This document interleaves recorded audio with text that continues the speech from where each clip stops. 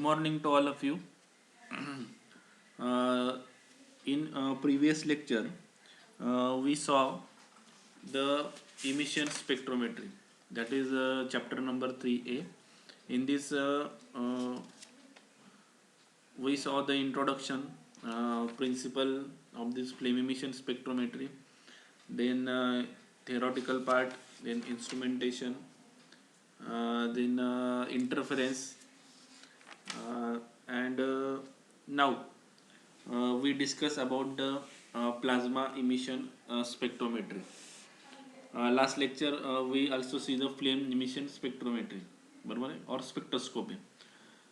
In source of radiation, the flame is used as a source of radiation, बरोबर आहे, and in plasma emission spectroscopy we use a plasma source. So what is the difference between them?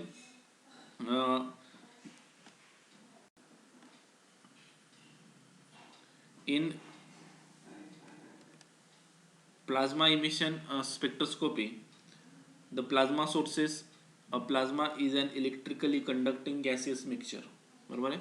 आता जो आपण आपल्याला जर source of radiation पाहिजे, बरोबर आहे, तो सोर्स ऑफ रेडिएशन म्हणून काय यूज करणार आहे आपण इथं?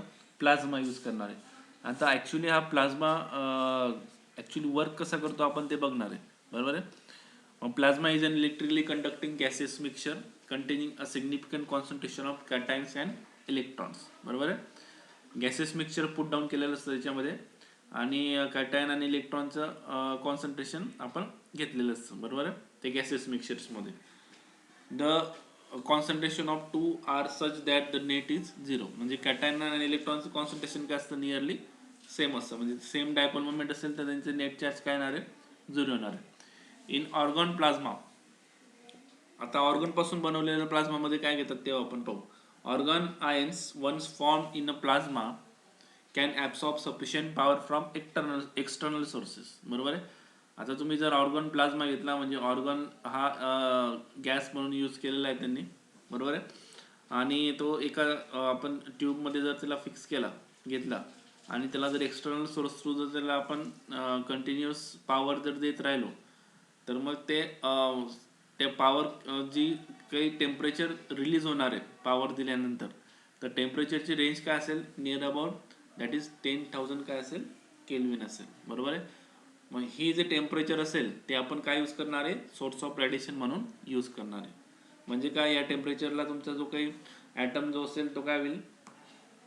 एक्साइट होईल, बरोबर आहे. एक्साइट झाल्यानंतर तो पुन्हा ग्राउंड स्टेटला येईल आणि काय करेल? लाईट काय करेल? इमिट करेल. ॲक्च्युली आपण मागच्या लेक्चरला पाहिलंच आहे, बरोबर आहे, फ्लेम एमिशनमध्ये, बरोबर आहे. तेव्हा फ्लेम वापरलं होतं, आता इथं काय वापरलं आहे आपण? प्लाझ्मा वापरलेला आहे. एवढाच फरक आहे दोघांमध्ये, बरोबर आहे. पण प्लाझ्मामध्ये काय घेतात? गॅसेस मिक्सचर घेतात आणि पर्टिक्युलर टेम्परेचरला काय करतात? त्याला हीट करतात, बरोबर आहे. आणि ते टेम्परेचर असतं नियर अबाउट 10,000 केल्विन, बरोबर आहे. मग प्लाझ्मा सोर्सेस म्हणून आपण पाहू आता. There are 3 types of plasma sources: inductively coupled plasma, direct current plasma and microwave plasma, बरोबर. एक राहून गेलेलं आहे 3rd नंबर, त्याला काय म्हणतात? Microwave plasma. पण तुम्हाला काय दिलेलं आहे? फक्त TYBSCला इंडक्टिव्हली कपल्ड प्लाझ्मा आहे तुम्हाला फक्त दिलेला, बरोबर आहे. मग इंडक्टिव्हली कपल्ड प्लाझ्मा कसं वर्किंग करतं आपण ते पुढच्या स्लाइडमध्ये बघू. त्याच्या आधी जनरली या प्रोसेसमध्ये, म्हणजे ॲटोमायझेशनच्या प्रोसेसमध्ये, ॲटोमायझेशन म्हणजे काय?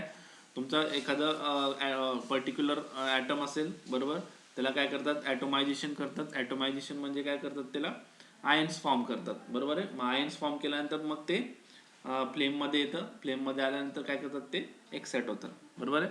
मग ह्या ॲटोमायझेशनच्या टेक्निकमध्ये generally the electrons get excited and over the next orbit having higher energy during the excitation. म्हणजे काय? हा जो तुमचा एक इलेक्ट्रॉन दिसतोय, बरोबर आहे, तुमचं ॲटम घ्या, ॲटममध्ये एक इलेक्ट्रॉन आहे, बरोबर आहे, त्याला एनर्जी भेटली, बरोबर. एनर्जी कोण देईल? एक तर प्लाझ्मा देईल, एक तर फ्लेम देईल. एक्साइट होईल, तो एक्साइट झाल्यानंतर पुढच्या ऑर्बिटमध्ये ट्रान्सफर झालेला आहे, दिसतोय का तुम्हाला? पुढच्या ऑर्बिटमध्ये ट्रान्सफर झाल्यानंतर तो काय करेल? डिके करेल. डिके म्हणजे काय? एनर्जी प्रोसेस असते ती लॉस करण्यासाठीची, बरोबर आहे. मग एनर्जी लॉस करत असताना काय? In the form of H loss करतो. दिसते का तुम्हाला इथं H? हा जो H जो दिसतो तुम्हाला, म्हणजे ग्राउंड स्टेटमधून कुठे येतोय तो?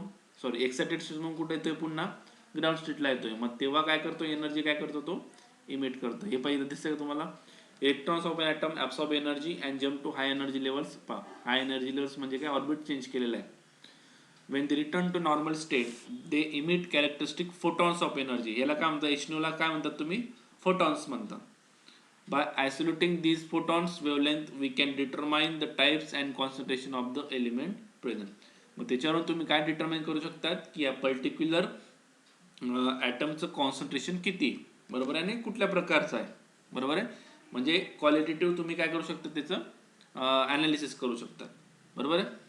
मग हा झाला तुमचा ॲक्च्युली वर्किंग कसं होतं प्लाझ्मामध्ये आणि फ्लेममध्ये. आता तुम्हाला हे डायग्राममध्ये तुम्ही कळून गेलं असेल. आता पुढचे आपण काय पाहणार आहे, ICP. ICPचं लॉंग फॉर्म काय आहे, इंडक्टिव्हली कपल्ड प्लाझ्मा सोर्सेस, बरोबर आहे. हे तुम्ही डायग्राम ड्रॉ केलेली आहे, बरोबर आहे, ठीक आहे. याच्यामध्ये 3 इनपुट्स दिले आहेत. एक प्लाझ्मा गॅस म्हणून ऑर्गन वापरलेला आहे, ऑक्झिलरी गॅस म्हणून पण ऑर्गन वापरला आहे, ॲडिटिव्ह गॅस म्हणून काय वापरला आहे, ऑर्गन प्लस काय वापरला आहे, ऑक्सिजन वापरला आहे.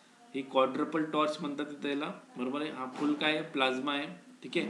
नेबुलायझर आहे, नेबुलायझर काय करतं, सॅम्पल काय करतं, सक करतं म्हणजे वरती आणतं, बरोबर आहे. कॅरियर गॅस, गॅस पास करतोय आपण कोणासोबत, तुमच्या सॅम्पल सोबत. मग हा गॅस पास होईल, कुठं जाईल, मग असं वरती एंटर होतोय, बरोबर आहे.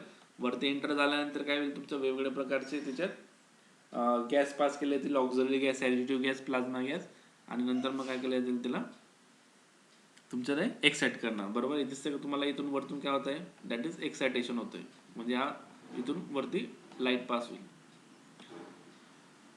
The inductively coupled plasma discharge typically called a torch, बरोबर आहे. यालाच काय म्हटलं तर जनरली टॉर्च म्हटलं, कारण की इथून लाईट बाहेर पडणार आहे म्हणून त्याला काय म्हटलंय तुम्ही, टॉर्च म्हटलेलं आहे. Total rate of organ consumption is 5 to 20 litre per minute. Organ किती यूज केला जातोय, 5 to 20 litre per minute. Diameter of largest tube is often about 2.5 centimetre, बरोबर आहे. म्हणजे ती डायमीटर किती दिसते तुम्हाला इथं, 2.5 सेंटीमीटर दिसते डायमीटर, बरोबर आहे. At the top of this tube water cooled induction coil is powered. ही जी कॉईल लावलेली, बरोबर आहे. हे कायसाठी वापरलेली, रेडिओ फ्रिक्वेन्सी कूलिंगसाठी, कूलिंग पर्पजसाठी वापरली, बरोबर आहे. आणि ते कूलिंग पर्पजसाठी म्हणजे इंडक्शन कॉईल यूज केलेलं आहे. ते इंडक्शन कॉईलला कोण पॉवर करतंय, RFG म्हणजे काय, रेडिओ फ्रिक्वेन्सी जनरेटर. म्हणजे याच्यावरून तुम्ही काय करतायत, ते कूलिंगला काय करताय, सॉरी वॉटर कूलिंग पॉसिबल करताय. The inductively coupled plasma discharge ionization of flowing organ is initiated by spark from Tesla coil, and the resulting ion, their associated electrons, they interact with fluctuating magnetic field. This interaction causes ions and electrons within the coil to flow in the closed annular path. The gas enters the plasma through the outer channel with a tangential flow pattern at a rate of 8 to 20 liter per minute. आता inductively couple plasma discharge मध्ये त्यांनी काय म्हटलंय, एक organ gas pass केलेला आहे, बरोबर आहे. ऑर्गन गॅस कोण पास करतो, एक स्पार्क म्हणून ते काही दिलेलं आहे. टेस्ला कॉईल काय करतात, स्पार्क करतात, बरोबर आहे. म्हणजे त्याला काय करतात तुम्ही, स्पार्क केल्यानंतर ऑर्गन गॅस काय होतो, मग एक्सायटेड स्टेटमध्ये जातो. त्याच्यामध्ये आयन्स फॉर्मेशन होतं, आयन्स आणि इलेक्ट्रॉन्स. ऑर्गनचे काय फॉर्म होतात, आयन्स आणि इलेक्ट्रॉन्स, कारण की त्याला हीट प्रोव्हाइड होते, बरोबर आहे. आणि मग ते काय होतात, एकदाचे आयन्स आणि इलेक्ट्रॉन फॉर्म झाले तर मॅग्नेटिक फील्डमध्ये काय होतात, मग ते इंटरॅक्ट होतं, बरोबर आहे. And this interaction causes ions and electrons with the coil to flow in the close annular path. मग त्याच्यामध्ये काय होतात, मग आयन्स इलेक्ट्रॉन कंटिन्युअसली काय होतात, मग फ्लो होतात, बरोबर आहे. आणि त्याच वेळेस काय होतात, तुम्ही एक गॅस पास करतात, बरोबर आहे, आउटर चॅनल थ्रू. आणि त्याचा गॅसचा रेट असतो, ऑर्गनस गॅस असतो तो 8 to 20 लिटर पर मिनिट.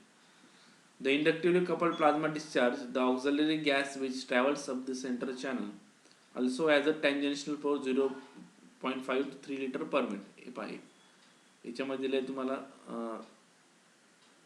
इथं दिसतं ऑक्झिलरी गॅस पास केलेला आहे, बरोबर आहे. हा वेगळा ग्लास आहे, हा प्लाझ्मा गॅस वेगळा आहे. तो किती रेट म्हटलेला आहे आपण, 0.5 to 3 liter per minute. The nebulizer gas has a laminar flow pattern, तुम्ही ते डायग्राम मध्ये पाहून घ्या, 0.1 to 1.0 liter per minute and injects the sample into the plasma.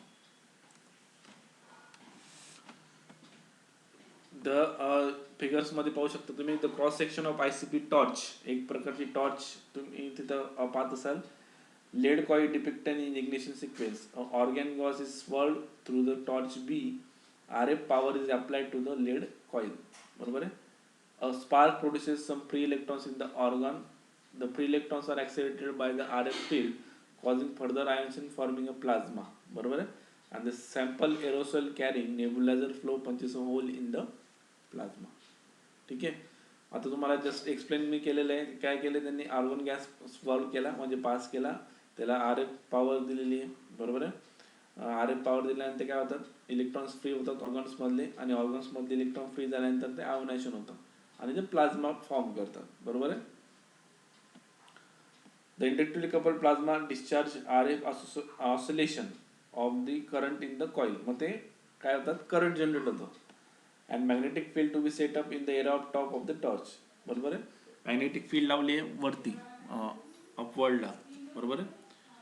With argon gas causing some electrons to be strip and strip a spark is applied to the gas causing some electrons to be stripped from their argon atoms. These electrons are then caught up in the magnetic field and accelerated by them. Adding energy to the electron by the use of coil in this manner is known as inductively coupling.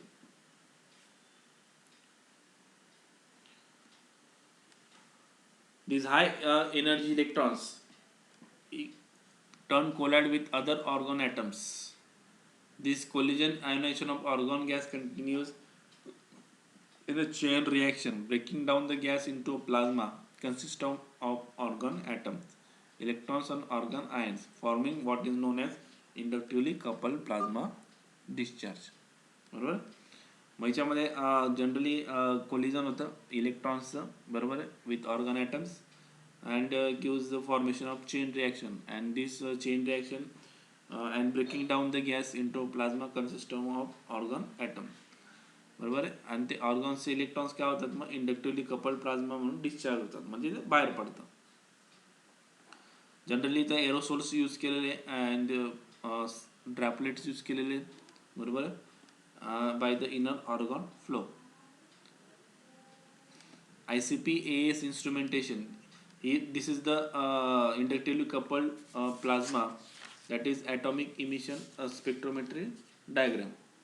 In this there is a following compounds such as nebulizer, the nebulizer as well as a pump, as well as sprayer, as sample injector, ICP torch, detector, radio frequency generator, microprocessor, and so on. In the nebulizers, what is the use of nebulizers? Nebulizers are devices that convert a liquid into aerosol. Means formation of aerosols is the air containing liquids. Gas containing liquids. It can be transported to the plasma. The nebulization process is one of the critical steps in the OES. And by using this, the transmission, the pneumatic forces is also used. Pumps are used to pump liquids into a nebulizer. They do not come into contact with the liquid. The special tubing used with the peristaltic pump must be compatible with the sample that is passing through it, pumping strongly acidic solution or organic solution. That is another is sprayer. Sprayer chamber is located between nebulizer and storage and removes the large droplets. It transports liquid droplets into the plasma. A spray chamber is it can be injected through the plasma because very small droplets in the aerosols are suitable for injection into the plasma.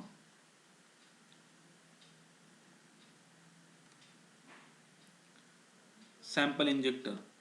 It uses a microconcentric nebulizer that is inserted into the ICP torch in place of the normal injector tube. Sample is sprayed directly into the central channel of the ICP. There is no spray chamber.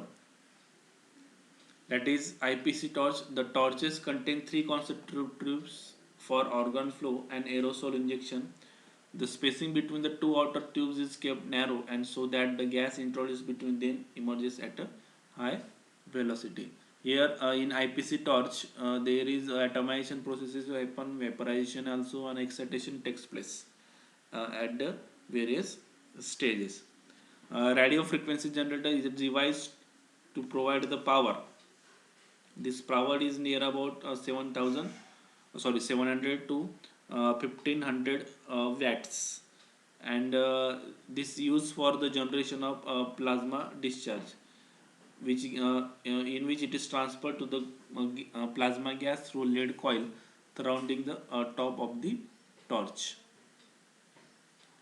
Detectors, once the proper emission line has been isolated by spectrometer, the detector is also used and is associated with electronics and to measure the intensity of emission line.